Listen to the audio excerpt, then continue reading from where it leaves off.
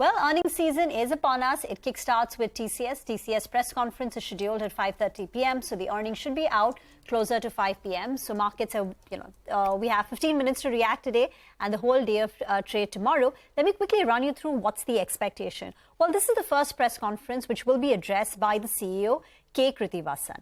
Also, June could be the slowest quarter for TCS in over a decade, X of the COVID quarters. If you pull up the Q1 revenue growth rates, Q1 only, the June quarter, because it's seasonally strong, as you would see, the growth rates have been very, very robust. Q1FY24 was the COVID year, so you strip that out. But other than that, you would have a growth rate anywhere between 2 to 4%.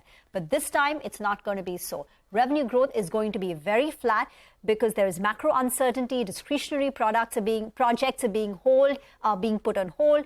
For some people in the industry, projects are being cancelled. There is pressure in the BFSI sector. There is pressure on retail. North America, confidence amongst the clients is on the lower side. Dollar revenue growth, these are the numbers, 0.5% on the top line. Margins likely to contract by more than 110 basis points on account of a wage hike. And this will put pressure on the company's profitability. So profits will also be down. That's because the margins are going to be lower due to wage hikes. That said, the silver lining is going to be the deal wins. So this quarter, the company announced that there was a deal cancellation from Transamerica. They said that they want to go in-house. But if you exclude that bit of negative news, there have been a slew of other deal wins. What's the street going to be focusing on? I think it's going to be more on, the corporate behavior on spending, the corporate behavior on whether the ramp up of deal wins are going to take place, whether the orders which are in the pipeline are going to get converted into revenue. So the street is going to be watch that because on it hinges the H2 recovery, H2 FY24